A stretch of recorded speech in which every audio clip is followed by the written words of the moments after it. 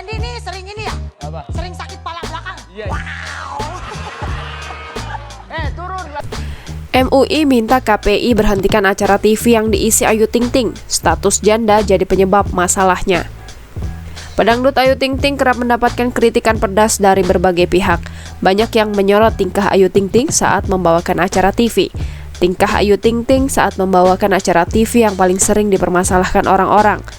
Gelagat Ayu Ting Ting yang cenderung nyablak dan ceplos-ceplos kerap kali membuat biduan itu jadi sorotan. Tak jarang, acara TV yang diisi Ayu Ting Ting sering kena tegur. Bahkan gara-gara ulah Ayu Ting Ting, acara TV yang diisi sang biduan pernah diminta untuk berhenti. Pihak yang meminta adalah Majelis Ulama Indonesia.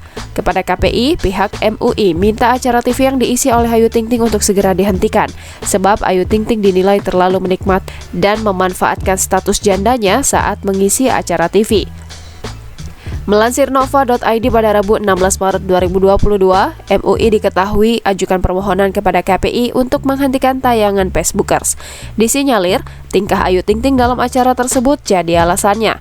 Wakil Sekretaris Infocom MUI, Evi Hudriah, sebut jika Ayu Ting Ting terlalu mengeksploitasi status jandanya. Menurut Elvi, Ayu Ting Ting kerap kali menggunakan status janda untuk memamerkan bentuk tubuhnya. Ayu Ting Ting juga dianggap sudah melewati batas lantaran gunakan status jandanya untuk bekerja. Tindakan Ayu Ting Ting ini dikhawatirkan bisa ditiru oleh publik dan dinilai tidak memberikan contoh yang baik. Oleh sebab itu, pihak MUI sempat melayangkan permohonan kepada KPI untuk menghentikan tayangan Facebookers. Namun hingga detik ini, acara Facebookers masih tayang di TV. Hanya saja, Ayu Ting Ting sudah tak lagi mengisi acara tersebut.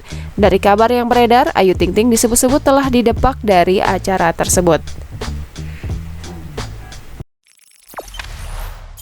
Jangan lupa subscribe, share, komen, dan like ya.